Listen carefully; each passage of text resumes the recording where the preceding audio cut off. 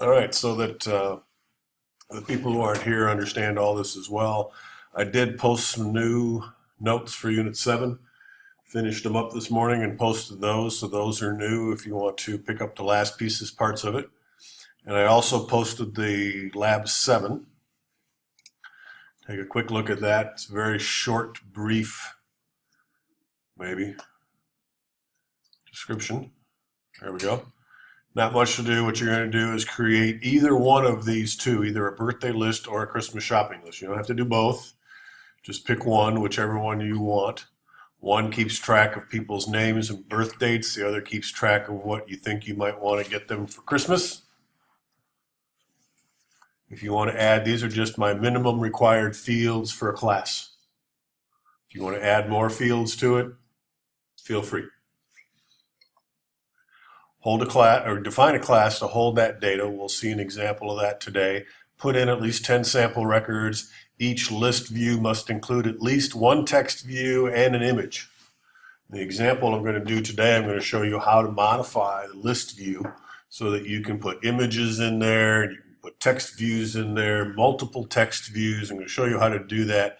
For this assignment, you need to include one view, one text view, and one image or more. And then when the user clicks a list view, I want you to display a toast message that displays everything in the record. So if I click on Matt's name, I would expect to see his first name, his last name, that gift I'm going to get him. I don't want to mention it right now because it'll spoil the surprise. Maximum price, $5, and then some icon, but not the icon, excuse me, I have to add that. I do not need you to display the icon in a text view, you can't. Okay, but all of the text, all of the numbers that you're storing in there, display them. My advice is to create a toString method in your class to spit that out the way you want it to look in the toast message. That's all this has to do. This is, however, the starting point, I think, for your last project. Is the next topic of conversation. And before I move on to the next topic of conversation, the due date for this is the Friday after Thanksgiving. If you don't like that, then turn it in early or turn it in a little late. Probably won't make a whole lot of difference. That was a nice, convenient Friday. I clicked on it. Okay. So that's still 2 weeks out.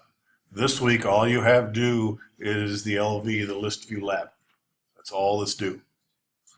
So kind of a slow week before Thanksgiving, or you can work this project that I'm asking you to do, the one I just had up on the screen here. I don't think it's terribly long. So you might be able to crank it out ahead of time and then take that week of Thanksgiving off instead. But then looking ahead, what I envision is one more unit. And I think right now on my website, that unit is listed as Unit 9. It will bump up to Unit 8, multi-activity apps. How do we go from one page to another? So my vision for your final project, and it'll be a little healthy, is combining kind of all the skills that you've built in this class to have you use that birthday list as an example. And when you click on any one of the items, it takes you to a brand new screen, and you can then edit it, or if it's appropriate, add to the list. If it's appropriate, delete from the list if that's what you want to do, and switch back and forth between those two screens. So the piece of that and of course, if you're accepting input from the user, should all be validated, etc. Make sure that it works well. But tie all that together to make kind of a useful app, at least to give you a feeling for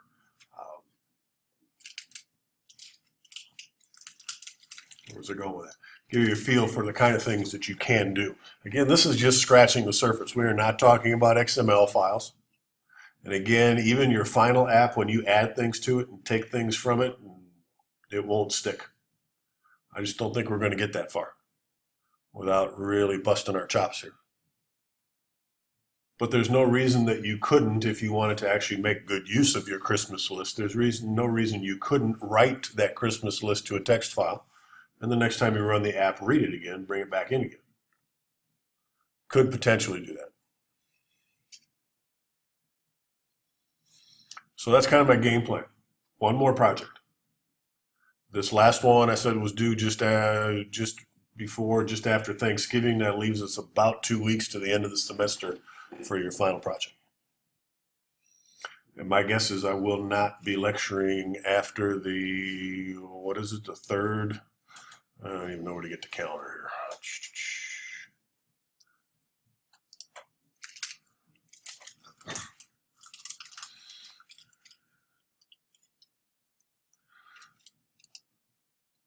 After the 7th. So 7th will be the last, definitely the last lecture.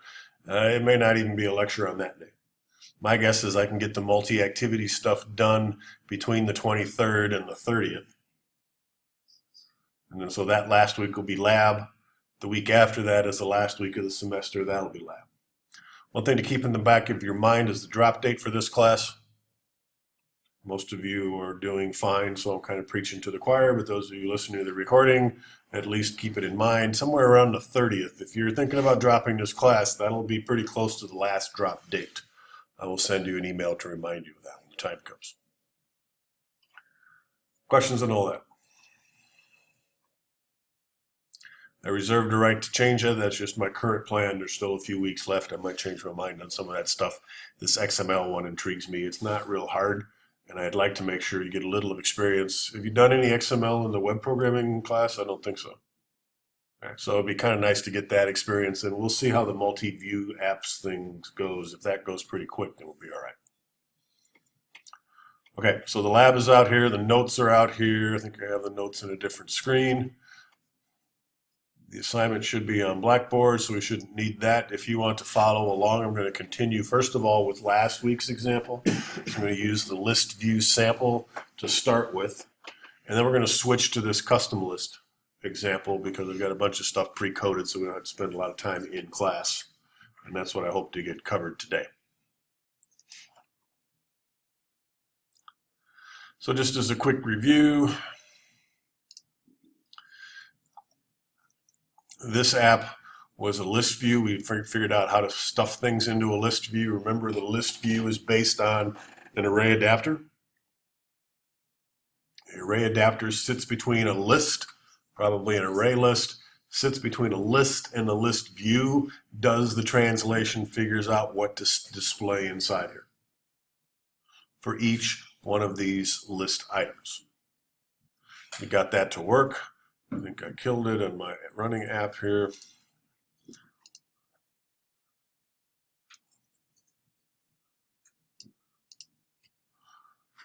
So we could scroll through. We also have it as a multi-select list right now. Your lab assignment is to get that view here to display all of the ones that are selected when you select multiple ones. That's the list view lab that's due this week. And we had the ability to add. All that code's already in there. What I want to talk about today is more uses for that array adapter. And in order to show you that, first thing I want to do is change the size of this list view. And one of the things I discovered is if you drag the top of it, it makes a mess, so don't follow me here. Makes a mess and it kind of goes above, and what the heck was that? Not quite sure I know.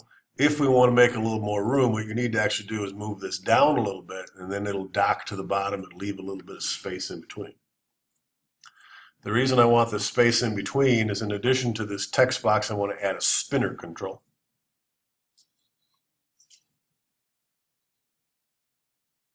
And I'm just going to drag it in here. I got an extra, nope, missed it. What happened? Oh, that's it. Okay. Looks a lot like another list view item. That's why I was confused. Let's zoom in there a little bit so you can see what's going on. This has got a little drop down arrow next to it. And if I change the background color of this, you'll be able to see that a little better. But the spinner is Android's one version of a combo box. We can put stuff inside here and then pick from it. It, as you can see just by looking at it, is based very much on the same foundations as the list view that you scroll through. So really what we're looking at here is a list box from Visual Studio and a combo box from Visual Studio. And what we're also going to code today is an autocomplete text box, which is very similar to the autocomplete combo box, that we created in Visual Studio. So then you'll have pretty much the same tool set. So the first thing I want to do is give this spinner a name before I forget, so I'm going to double click it. And spinner mode drop down makes good sense. And then give it a name. And I'll call this SP, and I'll just go names. I'm going to reuse the array that we have here of student names and just throw them in a spinner instead so that you can see what it looks like. And then we'll also add them to the list of this text view when we're done so that you can see how as you type you can get help.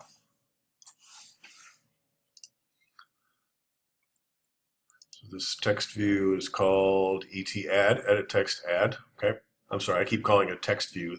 It's an edit text that has autocomplete features in it. Both of these, the spinner and the autocomplete edit text, rely on that same concept of an array adapter. So I'm going to switch to my main activity now. I'm going to right click and collapse everybody. Here's my list called students. Go to my folding and collapse everybody, get them out of the way, and then hit my notes. The spinner, the drop down, we talked about that. A list appears when you click on the arrow, not until. You can add it, change, give it an ID, give it a height and width if you want. Then we need to create a variable for it, define an array. We already have one. Unless we want to do another one. You want to do another one just for grins? Good review. That'd be good. Let's make a spinner that shows us the months. So we'll do that. We need to fill the array, no big deal. And then we have to define our onItemSelected listener. I believe that's the same as we did with the list view. And then we have to define that adapter. Just giving you the overview here. We're going to do all of this. But what's different with a spinner is we have to use the adapter. That tells us what it looks like when it's collapsed, but we also have to define what does it look like when it's dropped down. So you could have one view when it's collapsed, and then when you drop it down, have a whole bunch of other things sitting inside there showing on the screen. Each of these is based on a list item. And in the second half of class today, we're going to talk about how to create custom list items. When you create a custom list item, you can attach that to a combo box. So imagine a combo box that drops down the list, it's got pictures in it. Or 2 or 3 lines of text and a picture, and any combination that you want. And you click on it. So that could come in handy. All right, so that's kind of the big picture of all of that. So let's start at the beginning here. First thing I need to do is create a spinner pointer. And let's call it months. What did I call it before? SP names. Let's go change that real quick. So I'm going to double click on this and change it to SP months.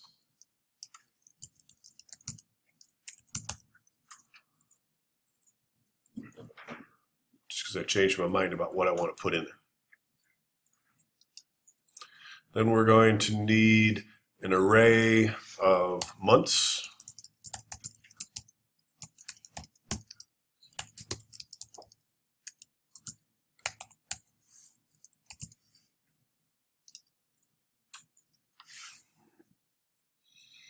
So nothing terribly exciting yet. And then I have, what's my onCreate call? A bunch of things. It calls link widgets. So I'm going to go to link widgets and link my spinner. And today I'm going to show you a slightly different way to do this. I thought it was pretty cool. I found it in an example online. But anyways, my SP months is equal to a spinner, just like we do everything else. Find, please, thank you, r.id SP months.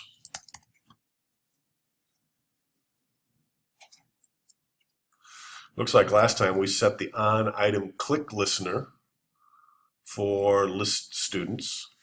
For the spinner, we're going to set the on-item selected option. What's the difference? Probably not a whole lot.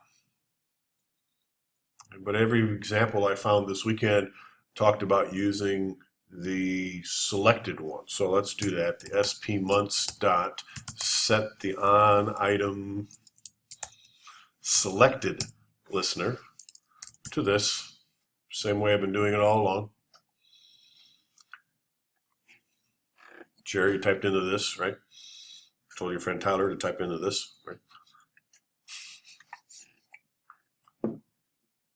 Sherry was doing a good job of listening to me, but didn't hear the this part. She wasn't typing that in. If you don't type into this, you don't get the light bulb. You don't get the light bulb, you can't do the clicky thing. Notice when we use a selected item handler, we actually have to implement two methods. What do we do if nothing's selected? And what do we do if something is selected?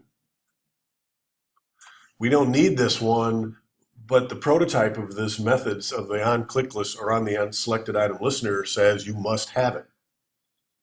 So we're going to create it and then just leave it empty. So there's the selected and here's the nothing. I'm just going to collapse that and get it out of my way. Inside here, this ought to look pretty familiar. When we did the on item selected up here, that's menus, excuse me.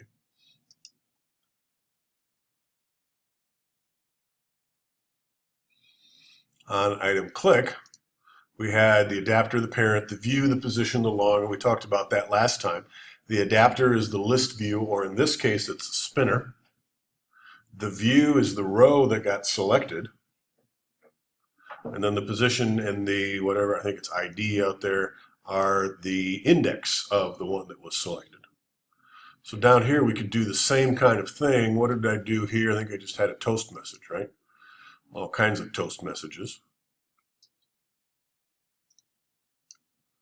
I'm just going to copy that one down here so I don't have to do too much toast typing here.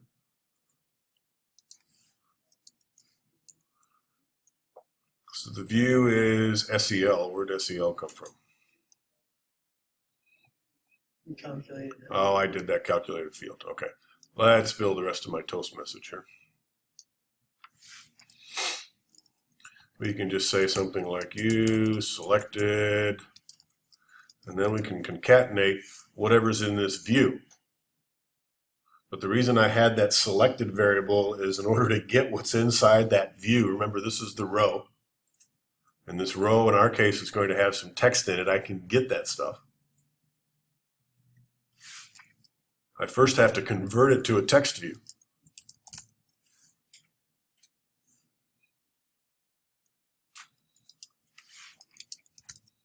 So that converts it to a text view, and then that entire quantity, I want to get its text.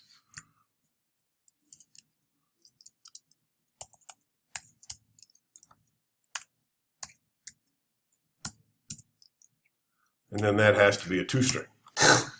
So that was kind of ugly. Last time I turned that into a variable first, called selected, SEL, and then just stuck the selected in here. This is the same process. Take this view, which is the row that was selected, and it works whether it's in a list box, in a combo box, or even in a drop-down. Works exactly the same way.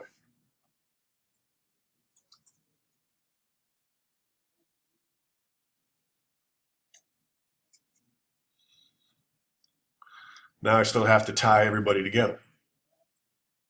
Tie it together in basically the same way. I'm going to create a second adapter.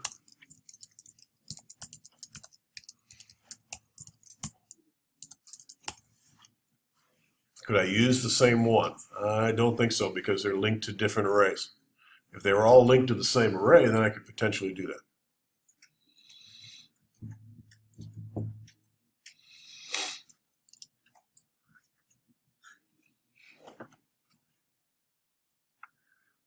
Then we need to fill the array. Now this is going to be two arrays, but I'm not going to change the name of my method. So I just use that as an example and say that months is equal to a new array list. And then in here we said arrays dot as a list. Then inside we can start typing the months. I should probably pause the recording while I do that. Okay, so there's my array of months. Now back to onCreate, trying to think of what I did last time. And then I did the link array adapter, and now I'm going to do both of them at the same time in here.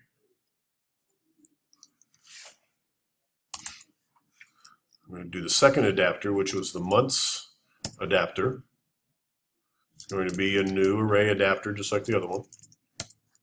And then inside here, I think I need the string here.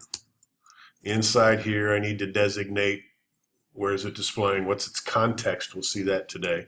It's displaying in this activity. And then what do I want it to look like? And this is where I have to pick one of those from the list, and in my notes it says to use the one list item adapter. So once again, I'm going to do an android.r.layout dot. And let's see here, drop down item one line, that's a 1. This is the one that's listed in my notes.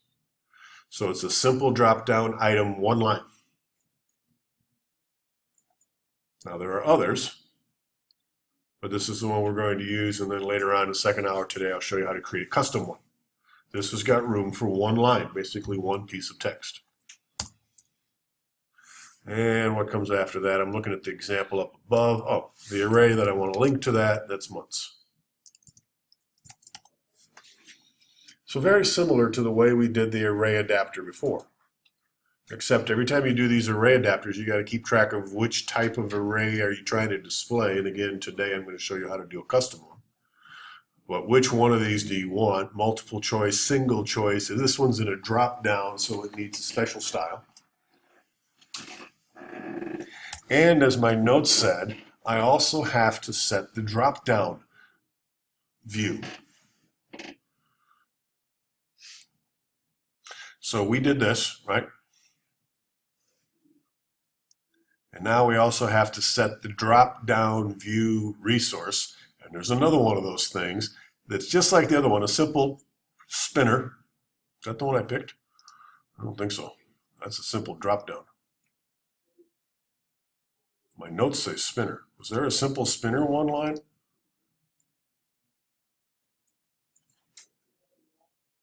Simple spinner item. Wow. I think I did this one when I was practicing, but let's follow the notes. Simple spinner drop down, or simple spinner item, and then notice the one above it is the drop down. Interesting to see how that looks. Might look a little different than when I was practicing yesterday. To set the second one, you don't create a new adapter, you simply change this one. So the month adapter dot set the drop down view resource to Android. We don't have to do the this. We already know the month adapter is attached to this, so all we have to do is the Android stuff. .r.layout .simple spinner drop down item. Where is it? That one. Could type it until it starts showing up. And those two you'll see are very, very similar. But one is for what does it look like when it's collapsed, and the other one is what does it look like when the list is expanded when you drop on it. So that should be all we need. Let's find out. And again, let me just reiterate. Very similar to what we did with the list view. We defined a spinner, defined an array of what we want to put in that spinner, link the array to an array adapter, and then that's the piece I'm still missing here. I still need to say that the month, my list view, my spinner, sp months dot set adapter, almost forgot that part, to the month adapter.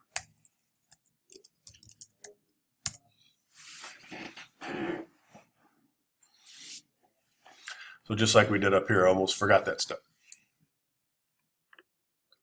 So we defined the array, we defined the spinner, defined a month adapter, and linked it to the array of months. Extra step for spinners, you have to define what it looks like when it's dropped down, and then you still set the adapter. So hopefully now it will work.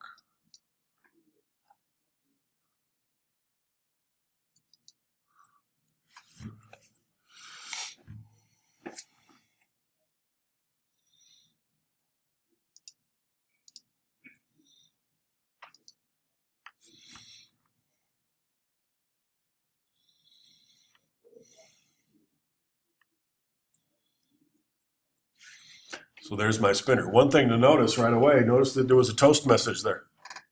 This is in my notes. January, the first item in the list, was already selected because it's the first item in the list, just like what is it, a combo box where you can't type. I forget what it's called. Simple drop down list combo box. First one's automatically selected. And as soon as I ran the program, that first one was selected, which caused the selected item change to event occur. And then it actually displayed my toast message saying you picked January.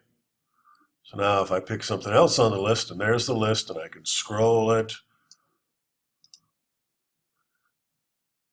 And again, this simply displays what's in the text of the item that I picked.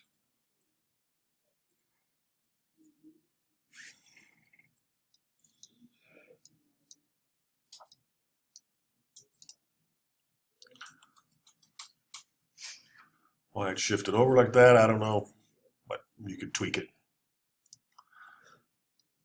Okay, the last use of these array adapters is to change this edit text. Any questions on the spinner real quick?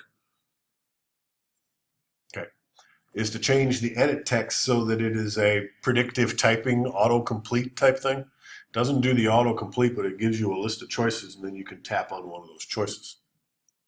You're going to do exactly the same thing here. And think in this case, instead of tying it to the months, I'm going to tie this to the existing names in the array. That way, if the array changes, the list of existing names would change. We could add somebody else with the name Tyler or the name Aaron or whatever we're doing. Since I already have the array and I already have the edit text, all I really need is another adapter. I'm not sure I even need that. We already have an adapter that's got all the names in it, and that's what I want. So maybe all we have to do is when we link the array adapters, add a third one. This has already been defined. Can we do this? etadd.set the adapter. No. All right, let's check the notes then. Thought it was going to be that simple. Configuring an auto text view. Oh, autocomplete text view, not a regular text view. So let's demo that. This should get a little trickier now. I'm going to go into my context and I'm going to delete this. Is there a way? I don't know if that'll morph. Let's find out. Refactor, no, screen. Just looking to see if there's a way. I got two things selected here. There, right click again, copy, morphing. Can I morph it into, doesn't look like I can morph it into an autocomplete text view. So I'm going to delete it. Remember it's called etadd. And then see if I could add it back in again approximately where it was. Maybe I'll just tuck it in underneath. But if you scroll down under the text view, under the more complicated stuff, I think it's under expert. Congratulations, you're in expert mode now. We have an autocomplete text view. So I'm going to park that in here. Just so it's somewhere, that's my combo box up there. I just tucked it in underneath. And okay. The tricky part of this is you do need to make it a certain width. If you set it to match the width of its content, and then you start typing and you wipe everything out, it shrinks, and the drop-down list that shows up also shrinks with it. You get to see a letter or half a letter, and then as you type it, the list gets longer. So you want to make sure that this is not wrap content, and make sure that it has a fixed width.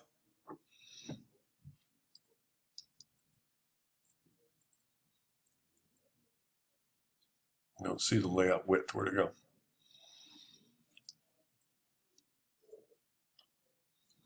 All right, let's change its text.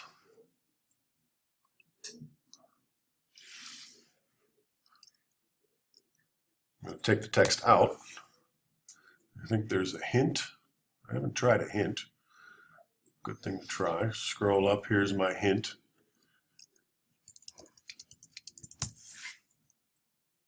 And I should give it an ID.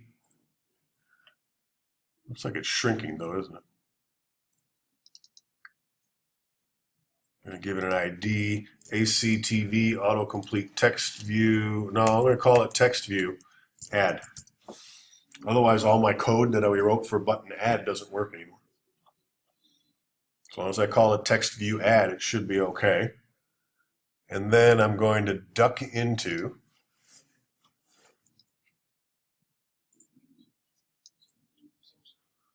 the text version of this to tweak that a little bit, because I don't think the width is quite as wide as I want it to be. I think whenever I stretch it, it keeps bouncing. That time it went, so it might be okay. Still going to go into the text view, and I'm going to find that. Since when do I have a progress bar? Where did that come from?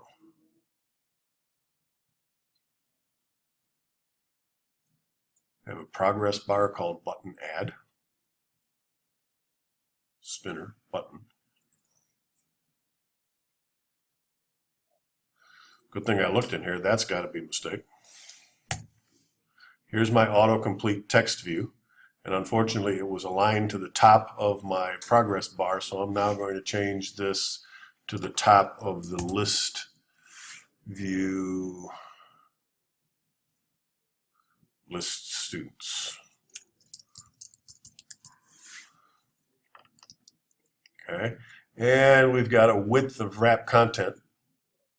I'm going to put it to, let's try 250 dips. That way it should always be the same size. Don't you want it above your spinner on your list? Doesn't matter. If I did, I don't know how it would. The spinner's sitting at the top right now. If I put it above it, it might screw stuff up. I had it tucked in underneath. But yeah, ultimately I would want to. But in the class here, I don't want to fight with the darn layout manager thing. And you could tweak all this as you go. Okay, the only another Android feature that you can add to this is how many characters are you going to force the user to type before it starts making suggestions. The default, if we just leave this alone right now, is 2. The property that we can change is the completion threshold. In my example here, it shows 3. What that would mean is if I was typing names, I'd have to type 3 letters before I get any hints at all. Seems kind of a waste. I prefer to start right away. So I'm going to say Android complete threshold equals 1. So as soon as I type 1 letter, it's going to give me a list, a sub-list of every item that starts with that 1 letter. So that was the key there. I can't just use a regular text view. That's interesting as well, isn't it? It's an edit text. I can type, it's called a text view? Interesting. But I can type in it. And when I type in it, the drop comes in and the rest, and if I want the text in there, I get it the same way I did any other text. So that seems to be okay. Let's see if I go back to design view. Are you happy? It put it in a weird spot. Let's see if I can park it there. Hopefully it'll leave it alone.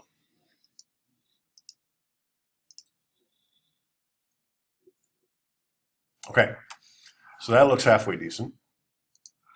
Now, I need to create a pointer to that. Actually, I already have a pointer to that called etadd. And, because remember, well, this is an edit text though. It's no longer an edit text. It's an autocomplete text view.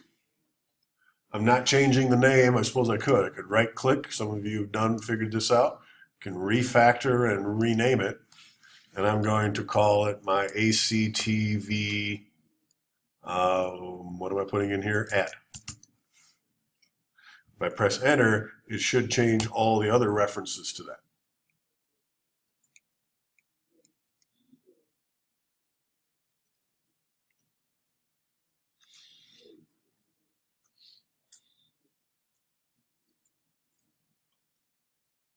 So let's go check. We probably got an error in my link widgets.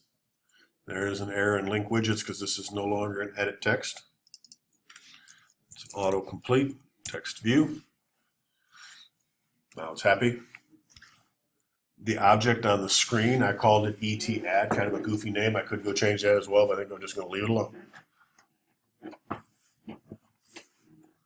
And now it's linked.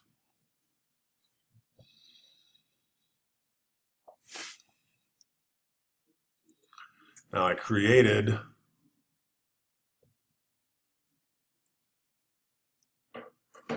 here's my autocomplete add. Now I should be able to set the array adapter, and I want to set it equal to my adapter, which is the one that's used for students.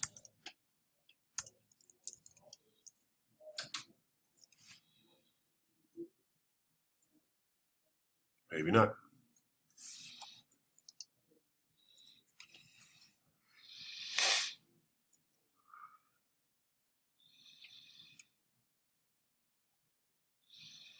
This is the simple drop-down one item.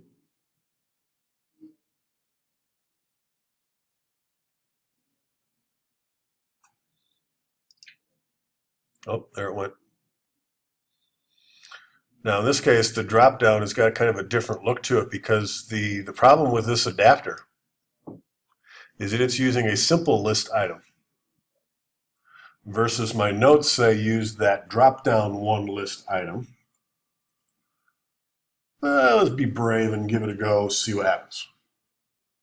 Because maybe these are so, I think the layout of these is so similar, it's not going to make a lot of difference. So I'm going to give it a go, see what happens. If it works, cool. If not, we know what we need to change. If it doesn't work, we'll have to add a third adapter that is defined as a drop-down and link to that one. But again, notice the process is the same. You define an array, you define an adapter, and you link the array to the adapter and attach it to your list. Is it updated already, or is it still thinking up? Oops, this guy doesn't like.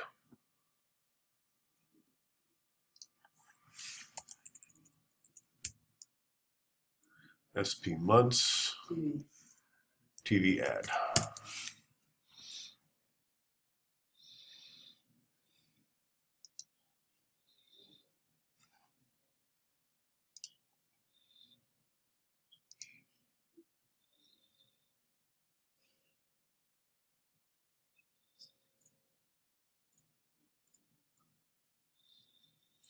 Okay, so it's tucked in here. I can click on it.